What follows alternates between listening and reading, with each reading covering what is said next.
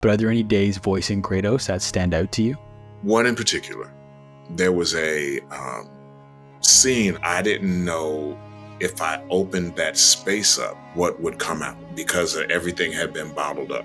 And I started in like 2 seconds in, my mind went, what are you doing? Are you gonna play with this? You're gonna do it. In those 2 seconds, I went, okay, let's go for it. And when I got through, I couldn't come back right away. I was in the corner just weeping. I couldn't come right back.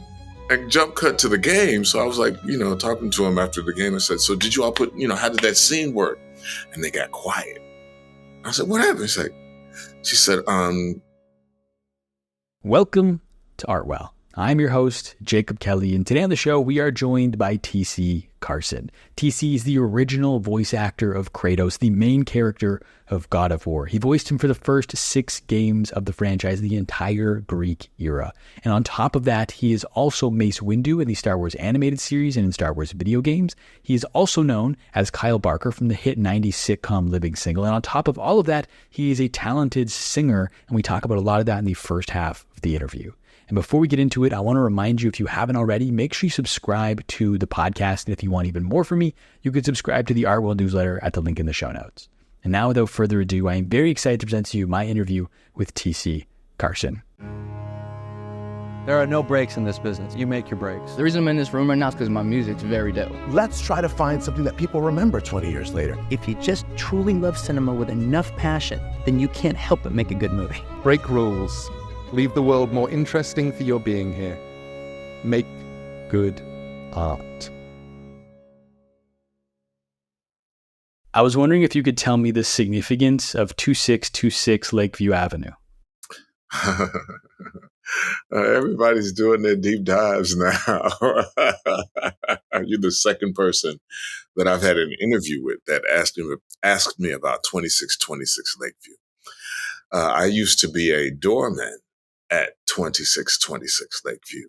When I first moved back to Chicago, my dad got me that job. And I actually got that job and I went back to school at an art school to continue my studies with interior design. But that was my job as a doorman. I worked second shift and third shift sometimes. And I've heard you say that really motivated you to pursue acting, to pursue singing, to pursue your dreams. It motivated me to get another job and get out of there. That's what it did. I'm curious, what's a confirmational moment that you're on the right path?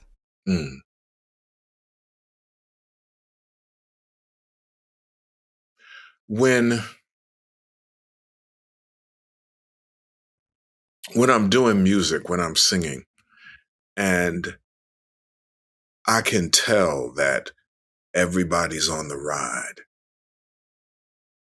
Everybody's on the ride. Nobody's sitting there looking at it. Everybody's on the ride. That's a confirmation moment for me. Every time it happens, like, no, you're doing what you're supposed to do. How would you describe that feeling? Euphoric. It's kind of out of body. I tell people that music is the art form for me that I have the most control over. When I am singing a song, I get to do what I want to do. And the performance is what the performance is. There's no editor. There's nobody else that's going to take it and chop it up and make it what they think it should be. It is what it is. And it is a direct representation of what I am feeling at the time. So to me, that is the impetus of why I do what I do, because I want to have the connection from here to there. And I do that when I sing. I love that. I like to tell people that art is a transaction of soul, because you're putting a little bit of your soul into what you're making. And if it resonates on a deep enough level, people are taking that and they're making it a part of their own. Absolutely. Yeah, that's good. Yeah, I appreciate that. And for someone listening to this who only knows you as Kratos or as Mace Windu, then I'd be surprised if you talk about singing, but you are a multi-talented performer. Obviously, TV, film, voice acting, theater, singing. Why so many mediums? Why not? Being Black and in this business, there's always something that you can be counted out for because you don't do. So you learn how to do a little bit of everything. So when they ask you, well, can you dance? Yeah, I can dance. Can you tap? Enough. Yeah. Can you sing? Yeah, I can sing. Can you juggle? But I can learn. So you try to do as much as you can. And that's not easy, right? Especially, I believe it was advice your mother told you where you had to also work twice as hard as everyone just to be considered. Uh, um, that wasn't even to be considered. That was just in life. She was not one to accept mediocrity. Um, she said, if you're going to do it half-ass, why do it? If you're going to do it, do it. Yeah. So what's your personal relationship with perfection then? It depends on who you ask. My people on my team, they always get upset with me. Well, they're not upset, they just shake their head because I'm never satisfied with performances. It's never, I can always find some. Every once in a while, I'll be like, oh, okay, that was an 8. I'll give myself an 8. I haven't gotten a 10 from me ever. I've gotten an 8.5, but I haven't gotten a 10 from me. Is that a good or a bad thing that you're that hard on yourself? It's my own personal best, so I'm always working to be better, and I don't see anything wrong with that. That's not to say that, what I have done has not been good. Not at all. It's just to say that I don't feel that I have done my best. And if I haven't done my best, then, I did okay. But if I've done my best, then I can walk away and go, okay, whatever that was, I did my best, And as soon as you think there's nowhere left to improve, that's the second you start getting worse. Exactly. So I'm curious what that process actually looks like for you. Is it kind of just like a gut thing where you know how the performance was when you came off stage? Do you have an actual period where you sit and think about the performance and critique it? Like, what does that look like? Oh, no, as soon as you finish, At least I do. I know as soon as I finish. Now, that's not to say that, there aren't moments that happen during the performance that might be a 9. There be wonderful moments, but I look at the overall arc of the performance, and yeah, 8.5. 8.5. Tell me about the music in your house growing up. Oh man, it was very jazz centered. My mom would get up on Saturdays and she'd put on TV would go off and she would put the music on and be Ella and Sarah and Nat King Cole, Lou Rawls, Johnny Mathis, Miles Davis, Thelonious Monk, those type of people. That's who I grew up listening to as a young person. But then when I started buying music, it was, Jackson 5, The Temptations, The Spinners, Earth, Wind and Fire. And then I got turned on to Al Jarreau. Al Jarreau and Bobby McFerrin showed me that there was a different way to sing, that you didn't have to be like everybody else. You could actually carve your own space. And that really pushed me to sing the way I want to sing. How did you carve out your own space and how long did it take you to? Because I feel like so frequently when people start performing, well, no matter the art form, it's always out of imitation of their idols and it takes them time to find their own path. Like, what did that look like for you? Well, when I first, in college, I was singing a lot of Al Jarreau. And somebody said, oh, you sound just like Al Jarreau. And at that point, I was like, oh, we can't do that anymore. Because I didn't want to sound like him. I learned from him, but I didn't want to sound like him. And I I didn't do any of his music for quite a while. Because again, you can't do Al Jarreau and not sound like Al Jarreau until you find out who you are, So yeah, I even now I'm still figuring out what that sound is. I'm still figuring out what makes me different and being okay with the difference and understanding that the business doesn't really celebrate difference until somebody else does. So they're not going to be the first to go, oh yeah, it's different. But I tell people before there was Luther, there was no Luther Vandross. Before there was Miles, there was no Miles. And as much as people say they love change, deep down they actually don't. So, and if anything deviates from the norm, they have a tendency to kind of reject it at first. Mm-hmm. I don't care. Well, I mean, I'm here for a reason. I'm here to put this art. I'm here to make people think. I'm here to give people a space to rest, to contemplate. That's what art does. And that's my space. That's the space I try to occupy with what I do. What's the best way to do that within art? Because what I like to tell people is you never want to tell people how to think. You want to teach them a lesson. Because as soon as you try to tell them how to think with your art, they turn away. They want to discover. They want to feel like they're discovering it for themselves. So how do you think about incorporating messages into your art? Be who you are. It's you don't incorporate, but I don't incorporate messages to go, let me do this message for you. Let me give you this. But I find space in the songs. I find space in the music that resonates with what I'm feeling. If it resonates with me, then I know that somebody, not everybody, but somebody out there it's going to resonate with. So I look for things that I can really, music is storytelling to me. And I look for things where I can really tell a story. So with that in mind, with telling a story, well, simultaneously, it feels like making art for yourself and art that will resonate with you, but also making it for an audience. How did you kind of balance those two things? Making for yourself, but also for others? Again, it goes back to why I said I'm here. Art is to be shared. Yeah, you do it for yourself because you have to get it out. It's in, so you have to get it out. But once you get it out, it's for everybody else.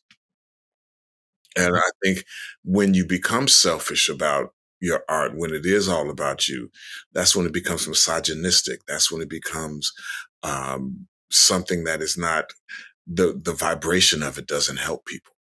It doesn't move people forward. It keeps people in a low place or in a space that is not healthy.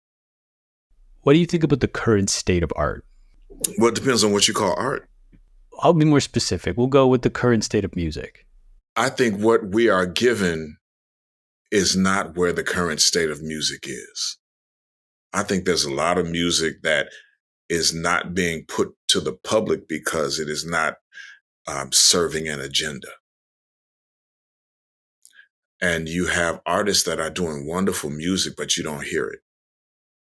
You don't hear it on the radio. You don't see it on the video shows because there's a certain agenda that is being pushed right now with music. There's a certain vibration that's being pushed right now with music. But there are a lot of artists that are doing something else. There are a lot of artists that are making really, going back to music, not just an 8-bar loop. Is part of that too just a complete oversaturation of the market right now, where anyone can make music, and so there's just so much out there that it's hard to find these different pockets? I think part of it is like you said, anybody thinks they can make music. But people stop studying music. They get a program and they learn the program. And the program does the music, which is why you have these 4-bar loops. I said 8 before, no, 4-bar loops. And they do the 4-bar loop and then they just do something on top of that. But I come from people that actually study music. They read, they write, they study the classics, they understand music. And it's just different. And I'm not, I know I'm gonna get a lot of shit for this, but I'm not really coming against artists today because you know what you know. You only know what you know. And it's okay. You know what you know. To an extent, I feel like there is a responsibility to learn the classics and learn the rules. I think so many artists today, it's like the best art breaks the rules, but I feel like you have to learn the rules in order to be able to break them in an effective way. You gotta know them first. You gotta know them first. Who were some of the people that taught you about art? Like when you think of your teachers, who comes to mind?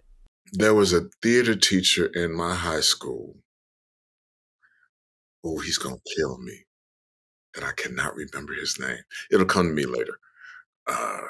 But he was very instrumental in my theater entry. We had a theater group in the high school that I went to called the Black Thespians of Argo. I went to Argo Community High School. and we wrote our own plays. And he was Faulkner, Mr. Faulkner. There it is, Mr. Faulkner. And he encouraged us after school to write our own plays. We had our own plays, musicals. We would go down around the different schools and colleges and perform. And that was the next extension, I guess, of my performing. I started in grade school singing. And then when I got to high school, I ventured into theater. Mr. Faulkner. He was crazy. He was crazy. But good. I mean, really good. He really cared about the students. He really wanted us to see something else. He really did. I've heard you talk in the past about how art has been removed from schools, whether that be theater, whether that be music. There was a program that you were a part of, I believe, that you wanted to start bringing back into schools, something 6? It's the Title VI program. It was a government-funded program that brought music and theater and dance to inner city schools after school. So we got a chance to, work with professionals. We got a chance to learn movement and sing and do plays. And again, the public school system in this country is really, it's kind of horrendous. It used to be better, but now nobody cares because it's usually Black and brown children, and nobody really cares about them. And I'm at a point now where I'm my soapbox, so to speak, is we see that those government programs are not going to happen anymore. There's enough money in the private sector to do this. There's enough money in our community to have a music teacher for 4 years, have a theater teacher for 4 years. They don't make that much money. But I see celebrities on TV, on Instagram talking about, I own thousands of sneakers.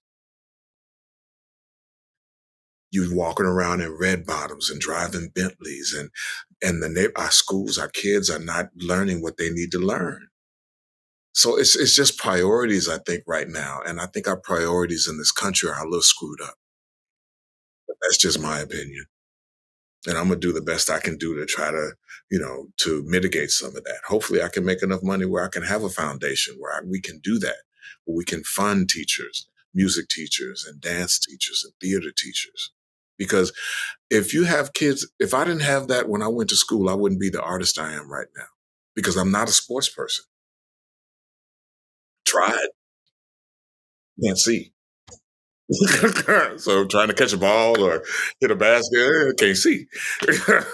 So, if I didn't have the arts, there wouldn't have been anything for me. And they've taken all of that out of the school. So what do the kids have other than sports and cheerleading? They don't have anything else. And it's sad because that part of your brain at that age needs to be stimulated. It needs to be challenged. And that creative side is not being worked at all. I'm starting to have this belief that imagination is dying because 1, art isn't in schools, and 2, even when you get the chance to try and be creative in some capacity, to your point, you're using the programs that do it for you. So you're not actually getting to channel that imagination and use your creativity in your own. Either you don't get it at all, and when you do, you just let the computer do it. Yeah, AI. Beautiful stuff. Gorgeous. Not a hand on it. Not a brushstroke, not a hand on it. Beautiful though. How do you think about incorporating, because I think it's a balance when it comes to new technology. I feel like you can't be all about it, but you can't just ignore it because then you'll get left behind by everyone who's using it. So how have you kind of navigated technological change throughout your career? Because when you started on Living Single, that was early 90s. So we're talking very early days of the internet. So you've seen a lot of these changes. How have you thought about navigating it throughout your career? I'm sitting here talking to you.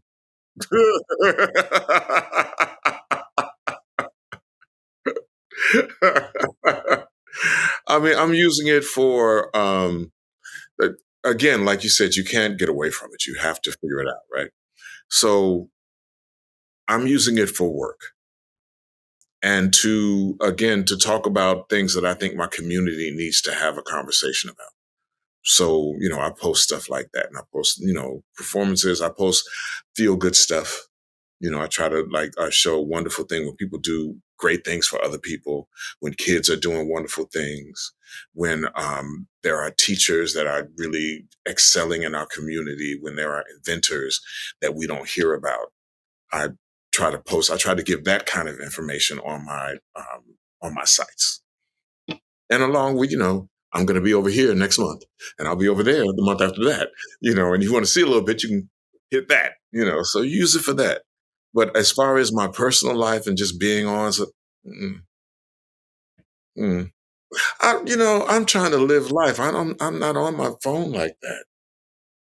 And I tell people, I was like, if you really try, see, nothing really rings on my phone unless you call it. So all the alerts, all of the emails, all of the texts and Instagram none of that shit rings on my phone. If you want me, call me. If it's not time dependent, call me. Oh, no. If it's not time dependent, text me. But if it's time dependent, call me. Because my phone is over there. It really is. I can't find it half the time. It's in the house somewhere. I love that. I feel like that's like an idealistic way to live. You're not guided by your phone, not guided by technology.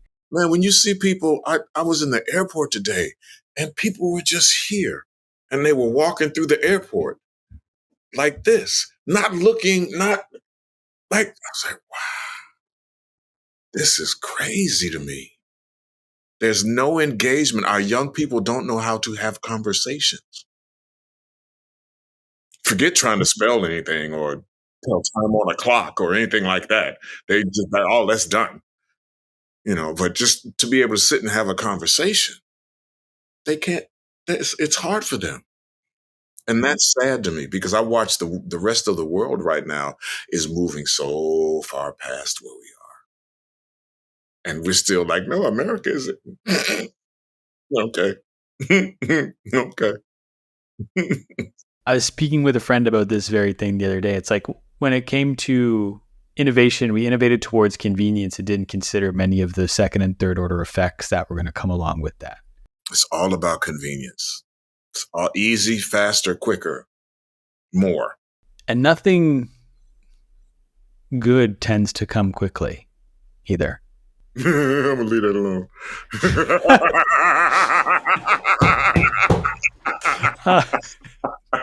But I know what you mean. Moving on.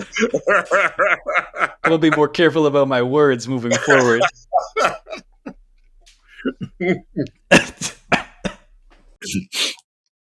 Got you. You sure did. Where I was leading with that question is not that way. I was going somewhere completely else with that. I was going to ask, what's the hardest you had to fight in your career? What do you mean by fighting? What's the greatest struggle you had to overcome in your career would be another way of asking that. I feel I'm still in that struggle. Getting people in this business to actually see you so you can work is a struggle. I do everything that I do, and it's still hard to get work. I've had the success I've had, and I'm still auditioning. I'm still going in front of people who are in their 20s, deciding whether or not they can deem me worthy to work. So that struggle is continuous until you're creating your own. And that's what we're doing this year. We're working on our own projects. And I think the pandemic really pushed that. When all the work was gone, all you had was you. What are you going to do?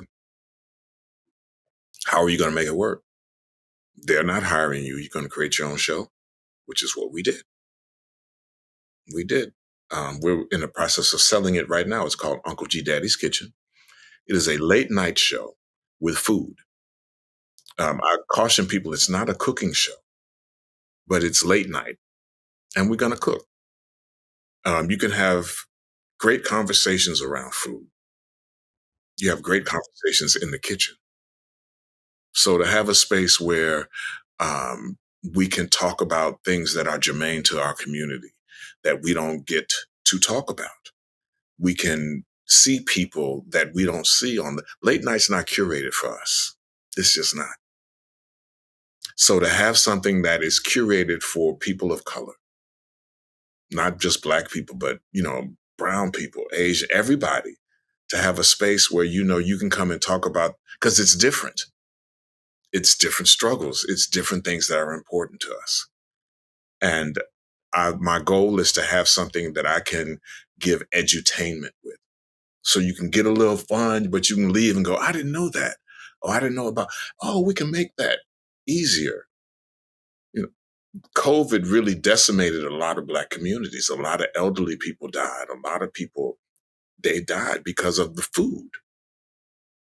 And my goal is to get people to understand as quick as you can go out and get that bullshit McDonald's, and I said it, bullshit McDonald's. You can, by the time you go, stand in line, get the food, and come back home, you could have made food and would have cost you half that. So let me show you how you can make some food at home. And that's my goal, is to get simple recipes for people that they can make at home. And a lot of men, I'm realizing a lot of young men have not learned how to cook. They have not learned how to be self-sufficient. They don't even know how to do laundry. So, to have videos and things that are funny, but actually give this information so they can learn these things. And that stemmed, at least for me, out of living single, when I found out that so many young Black men looked up to Kyle as a father figure. They learned how to deal with Black women, how to be responsible for their community, how to know that you can dress and look the way you look and still be on Wall Street. And I've had a couple of lawyers come up to me. I've had a couple of people that work in the stock market now come up to me and said that was the thing that showed me I could do this. So all these images are really, really important. But again, that's entertainment. That's entertainment. So how do I use what I do to be able to move that in a different realm? And so that's what we're working to do with Uncle G Daddy's Kitchen. Who knows? We may come to Canada. Hey, you let me know if you do. Let me know if you do. I'd love to be there. I think that's amazing. The idea of you kind of get people through the door with the entertainment, but you send them back out the door with something new that they've learned, some more knowledge. Yes. And the impact of Kyle as well. Could you feel that impact in the moment? And did you appreciate that impact in the moment? Because I've heard you say that even when on living single, when things are going well, you're still looking for that next gig, because you always know that with this industry, as soon as one job's over, you got to get the next one. So you're always looking for that next gig. Absolutely. Does that make it hard to appreciate it when it's happening? Well, living single was a moment because everything was so new. So it was just a lot, all of it. Like what was the movie Everything All at Once? It was like that. And even like I watched Living Single right in the beginning just to see what I was doing and to see if that was what I wanted to do. But then after that, I didn't watch until I left. I didn't watch the show. But after the first season, talking to people in my community, I realized that no, these images are important. And so there's a certain level of respect and honoring of these images that we should keep. And that's what I work to do with Kyle. What's your relationship with that responsibility? Because I've heard with you, I know a lot of it's about the work. It's not about the fame. It's not about the attention. It's about making the work and work that impacts. How did you then handle that when you started becoming famous? People started knowing you. They started looking towards you. Was that something you embraced? Was it a hard thing for you to kind of have to accept? What was your relationship with fame when it came to you? I still don't like it. If I could do what I do and then take this face off and put another face on and just be, it'd be great. But with greatness comes great responsibility. So everybody doesn't get the opportunity that I have to make a difference. And so I don't want to squander that. I don't need a lot. I've had big houses. I've had fancy cars. I don't need it. I really don't. I live quite small. People are really kind of surprised. I live quite small because it's not necessary. It's just a heat bill, air conditioning, lights. It's all of that. And it's not the important thing is like, what am I leaving when I'm out of here? What are people going to say about me when I'm not, when I'm no longer here? How are they going to remember me? I like that too. I especially like that the first thing you said was how what they're going to think about your art. Because I think so many people now get into the arts, or whether it be in the YouTube world, for the rewards and for the fame more than for the act of making the thing itself. And I think that that's leading us to a not great place as well. Yeah, yeah, I agree. I have to jump to God of War now. I feel like the people listening to this, if we do the whole interview and don't even mention Kratos once, I'm going to have some angry comments. Like, So I was curious how you got into voice work, because I know God of War wasn't your first game. I believe your first game was a Star Trek game, and then I think you might have done a Star Wars game or two, and then done God of War. But so what led to you getting into video game voice work in the first place? Somebody said, you got a great voice. You should do voiceover. I was like, So I found a class that gave me a demo tape at the end of the period. Got my demo tape, shot my tape, got an agent, and the rest, just went out and auditioned. How is voice acting, besides the physical aspect of it, how is it different from regular acting? I think it might be surprising to some people to hear that as an actor, you went and took a voice acting class before you went and started pitching yourself. So how are they different? Acting, you get all of this. You get body, you get hands, you get eyes, mouth, you get you get all of that to push forth whatever you are saying. In voice world, all you have is your voice. So how do you paint a picture and allow people to feel what you need to feel, what they need to feel, and to have the animators give them something to animate to? If I was just talking like this the whole time, it wouldn't be anything, and it wouldn't really work unless this was the character and he talked like this the whole time. So, and a lot of actors, they, because they have this other stuff going on, they don't understand that that's kind of how they talk sometimes. So you have to learn where to put the emphasis, what word to push, when to pull back, how to lift the end of a sentence to make it work. All those things you learn in class. And when you do voice work today, or when you were doing it with Kratos, how do you know which words to put emphasis on, how to trail off a certain sentence? Is that something that just kind of happens naturally in the moment? Or are you someone who really likes to kind of annotate their script and make a bunch of notes? I tend to run it myself the way I think it should be. And then when I get to the session, I listen to the director and find out what they think.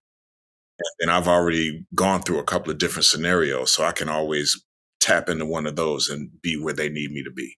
Do you remember your audition for God of War? No. Man, auditions, people ask me that all the time. Auditions, I don't have enough bandwidth to keep all of that. So after I do it, I dump it.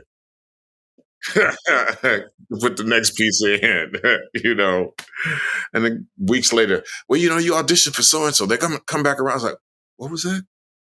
Oh, really? Oh, okay, cool. It's been 3 weeks, but okay, cool. And that's 3 weeks. We're talking about probably 20 years since the audition now. So I don't blame you for not remembering it crystal clearly.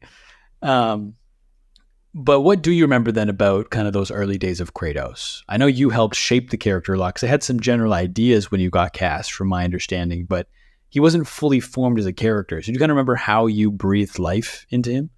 It was about Kratos, his story, and his loss. And I was really angry at a lot of things during that time period. a lot of life stuff I was very angry about.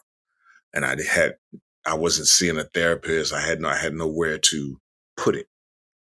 And then I got the job. And I was able to channel all of that rage, all of that anger into this character. And that's the thing that people feel when they play these games. They feel that anger. They feel, because it's real. I wasn't acting. It was I was very angry during that time period. And I think as Christopher Judge is doing a great job in the new games, but you don't have that anger. And that was the thing that I think pushed God of War. That was the thing that a lot of young men, they were angry, and they were able to release that in this game. I've had people come up to me when we do the Comic-Cons. There's we get a lot of young people on the spectrum. And I can't tell you how many times parents have come up to me and go, your game was the only thing that would calm them down. Your game was the thing that focused them. If I got them to play the game and for a little bit, then I can get them to do dot, dot, dot, dot, dot. I didn't understand how impactful video games were until I started talking to the people who actually play the games, because I don't play the games. But to talk to the people who actually play them and understand what it does for them, it's amazing. Would you have been able to play that character if you hadn't been angry? He'd have been different. But yeah, I'd have been able to play him, yeah. But it would have been different. How do you handle difficult moments in your life now that you're not seeing the therapist that is Kratos? I see another therapist.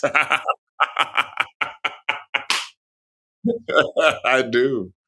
I don't think I would be here talking to you today had I not started to actually go to therapy. And it is something that is so ridiculous that you cannot get health care for.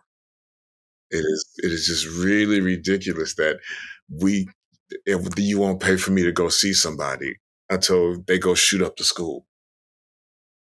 And then it's like, oh, can't get it on the health plan. The insurance doesn't cover it. And therapy is like $300 an hour. It's not cheap. It's good, but it's not cheap. And to have your insurance not pay for that, that's wellness. But again, America's not about wellness. It's about get you sick, get you on the medicine, get you paying the pharmaceutical people. That's what we want you to do. That's what we want you to do. But yeah. I appreciate you talking about that, though, and also like just being open with the fact that you do go to therapy, because I feel like it's a topic. It's changing now, the conversation around therapy, but I do appreciate the fact that you are willing and open to talking about that. The fact that you do go, it's something I greatly appreciate. I just want you to know that. Man, it's important to talk about it because to take the stigma away from it. People, look at it like, oh, I'm less than if I go to therapy. No. You might find out really who you are if you go to therapy, who you've been. That may not be the person you want to be, but you won't know until you really examine and look at it and have somebody that has no dog in the fight to ask you questions. That's the biggest thing. It's like people think that, you can talk to your friends. You can talk to your friends. You can go to church, talk to the pastor. But all those people have a stake. All those people have something they need from you. Once you stroke the check, your therapist don't really need nothing from you. They're there to help you, Yeah, so it really is something that I encouraged all people to go do. Really. You often hear people say that great art requires struggle, requires sacrifice.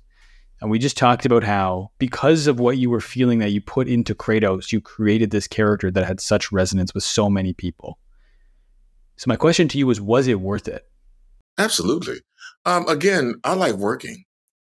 So the whole experience of doing God of War and voicing that type of character and the physicality of that and working with, the different directors, it's all gravy to me. Sorry, but I mean, like, if you'd had the opportunity to go to therapy before God of War, Therefore, you're not coming in angry. Would you have made that decision, or was foregoing therapy and waiting till after God of War to make God of War better? Is that something you would have done? Like, was coming in with that rage worth it? I don't know if I even understood it like that, because it wasn't in my thought process to go to therapy at all. I didn't do that until I came down here to Atlanta. So I wasn't even, I was just dealing with what I was dealing with. And I found a space where I could actually go and vent some of that and then leave and go, oh, I feel a little better. Oh, okay, cool. But I don't, that's hard to say. If I had gone to therapy, would I still be that angry? Would I still have that anger to pull from? Part of me wants to say yes, because as an actor, you pull from past experiences, you pull from inner stuff. So going to therapy would have helped me like reconcile it, but it would still be someplace that I could go to and tap into. So it wouldn't have gone away. It would be, it's over there. And I know what it is. I see it and we good. Hey. You mentioned how working with all the different directors, and I believe it was on every single game that you came back to do, there was someone new at the helm. Is that fun for you as an actor because you're getting different perspectives from all these different directors, or does it become more challenging because each guy has their own different spin they're trying to put on it? A little bit of both. It's fun when the person has really done their research and knows the character. It's not so much fun when somebody comes in and they just want to make it something else. It's like, no, that ain't who he is. That's not who he is. I can try it, but that's not, And I'm at a point in my life, even then, in my life, in my career, where I don't, I say what I say. I'm going to do what you ask me to do, but I've got an opinion about it, and that should be okay. It should be okay as long as I give you what you want. I can have an opinion about it. It's like this idea of speaking with someone whose father used to work at IBM back in the 90s, I believe.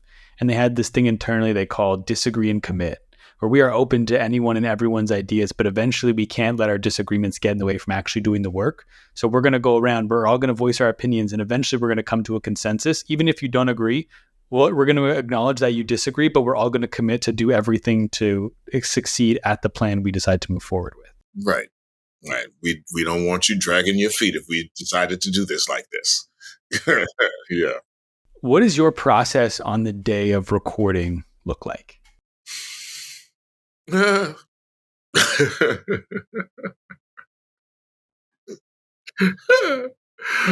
I'm gonna be real. I can make some shit up for you right now and give you this long, drawn out shit. Yeah. I try not to have any dairy, and I do a vocal warm up before I go in the booth. That's it. And look at what the script is. Look at what what the scene and stuff is. But that's it. Nothing real. I don't do tinctures and I don't do all that. But as long as it works for you, that's what matters. How did your approach, or how did Kratos evolve over the course of your 6 games working on him? He got stronger.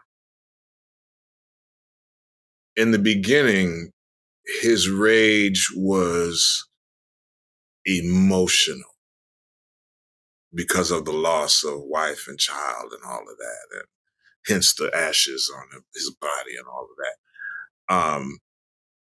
So the rage was tied more to the emotion of what the event was. But as we moved to the other games, he just got more angry and he got stronger. He got madder, stronger, madder. He wanted to just destroy, that moment fueled everything after that. And he just kept getting more angry when he thought about it. And he thought about who did it and why they did it and how did all of that. So I think he got stronger and more angry. How does that manifest itself in your performance? It's a tone. It's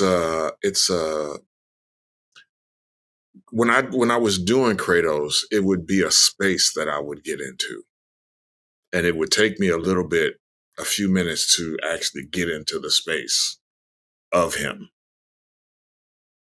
And there's a place in my voice that it's a dark, kind of growly kind of space, and it takes a minute to find it where it's not put on,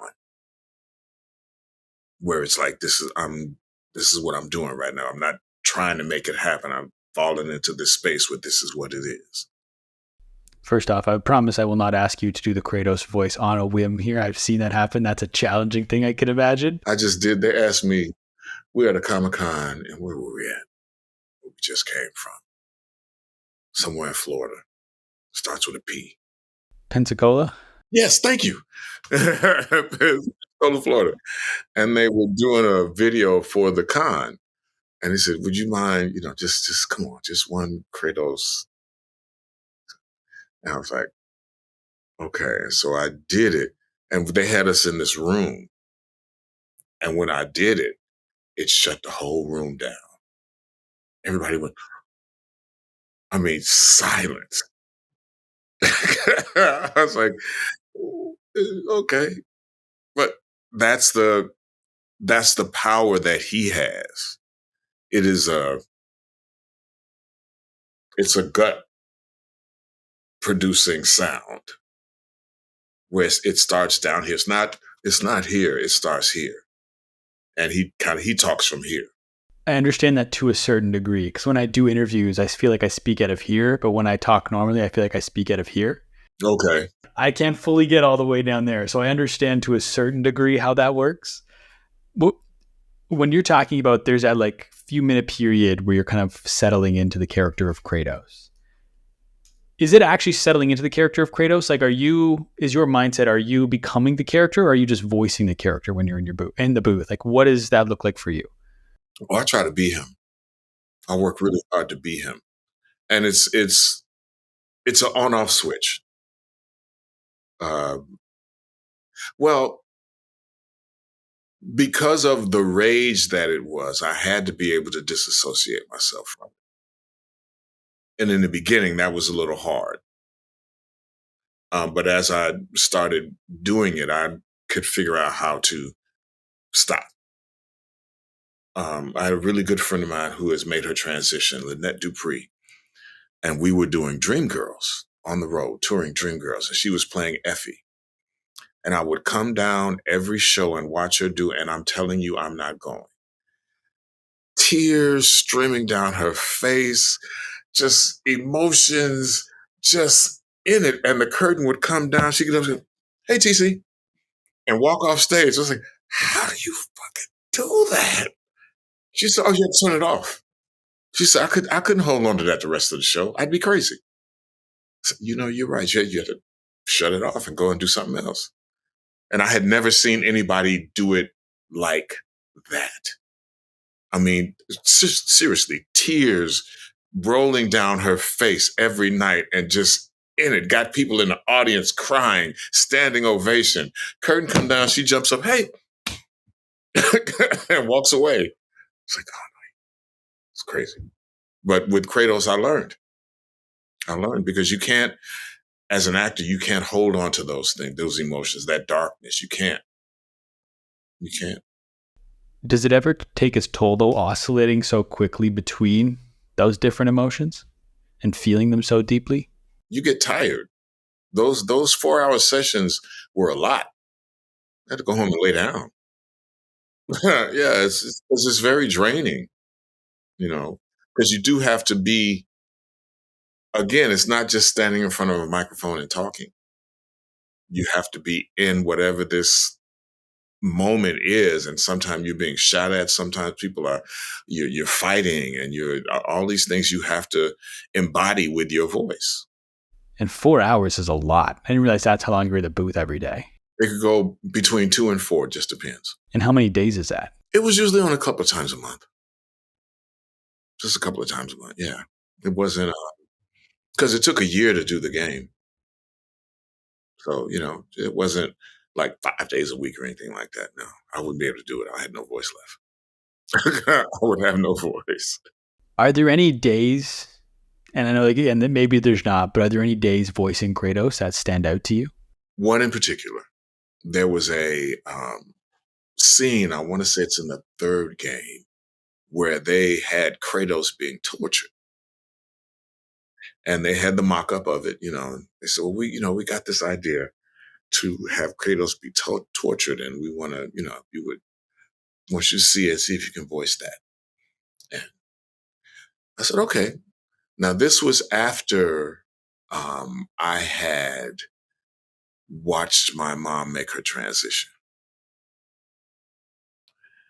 And I watched the scene, and I was like, okay, let me see it again. I watched it again. I was like, okay, let's go. And they started, and I started, and like 2 seconds in, my mind went, are you going to do this shit? Are you really going to, what are you doing? Are you going to play with this? Are you going to do it?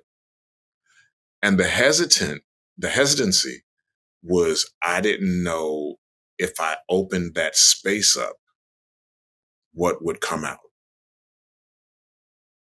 because everything had been bottled up. But in those 2 seconds, I went, okay, let's go for it. And I think the scene may have been maybe a minute and a half. And when I got through, I couldn't come back right away. I was in the corner just weeping. I couldn't come right back. So I finally got my shit together. Okay. Got my shit together. Came out. And I came out of the booth, and they were like, are you okay? I was like, yeah, I'm fine. I just had to get that shit out. I'm fine. And jump cut to the game. So I was like, talking to him after the game. I said, so did you all put, how did that scene work? And they got quiet. I said, what happened? She said, we couldn't use it. I said, really? Why? She said, it was too real. She said, it was too real. Everybody that listened to it, it was too much for them. It was too much for them. I was like, y'all didn't want it. You really want it. But that is the day that really always comes back to me. I just remember that moment, being in the booth and coming out of the booth and having 3 people sit there look at me like,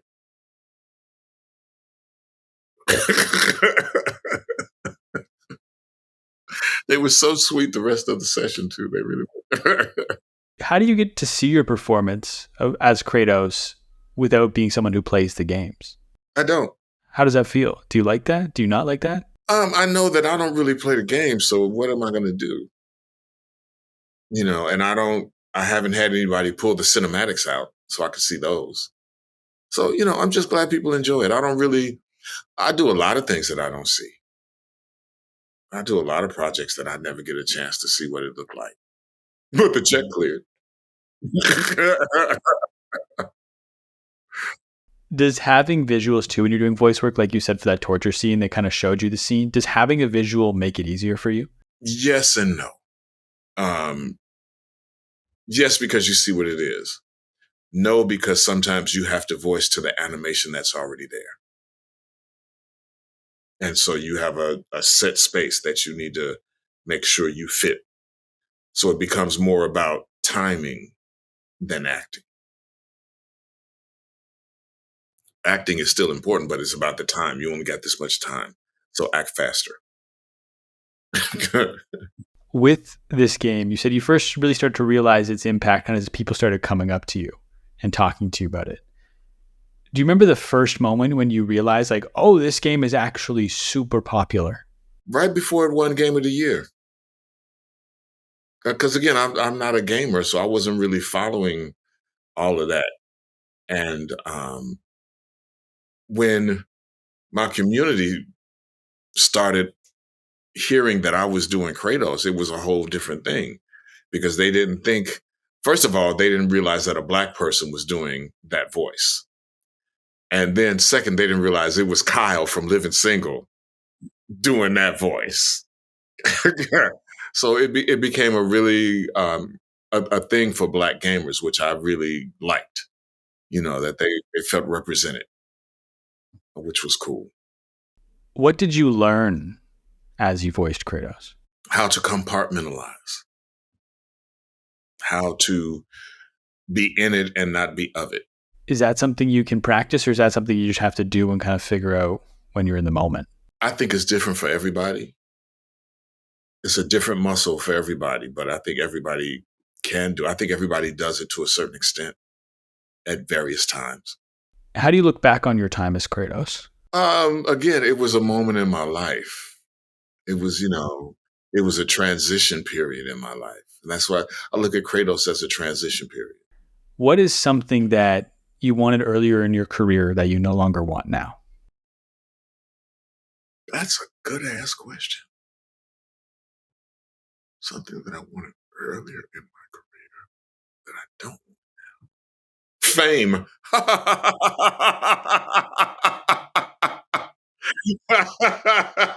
It's a necessary evil. When you're in the beginning, you want to, you want people, you want to be famous, and you want people to know you, and you want to be able to go here and there, and the paparazzi, and I'm good. Just want to do the work. I want to pick up the bag. That's what I want to do. I want to do the work first, pick up the bags. No, I want to do the work, have an impact, and then pick up the bag in that order. I like that a lot. My last question, which kind of comes back to the name of the show, is what does it mean to you to do art well? It means to be present. It means to step out of self. Because like you said, it's for you, but it's not. And I think the best art comes when you can step out of yourself and have yourself open to the muse that is art. A lot of times we get in the way. That's why sometimes it's really hard for me to write music, because I'm just, people, it's got to be this, and you got to get a hit, and it's got to sound. It's like, the best stuff comes when it just comes. And if you can get out of the way, you can create beautiful art. TC Carson, man, I want to thank you so much for taking the time to be on the podcast today.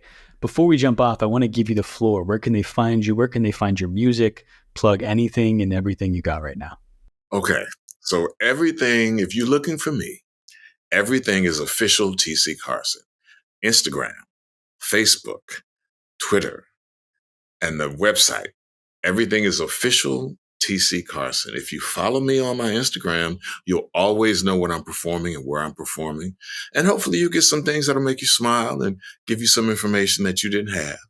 And I think that's it. Well, I'll make sure everything's linked in the show notes down below so people can find it and they can see where you're performing next. I'll make sure your Spotify is down there. All the socials are down there. But I want to thank you once again so much for taking time to come on the podcast today. It's been an absolute pleasure.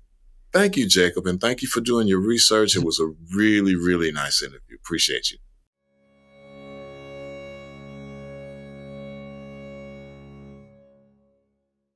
Thanks for listening. If you enjoyed this interview, make sure you subscribe to the podcast. And if you haven't already, go and check out our deep dive into God of War, where we studied the making of all of the games to find lessons that are relevant for modern creatives. And if you want even more from me, you can subscribe to the Artwell newsletter at the link in the show notes. And now, go do your thing. And whatever it is, do it well.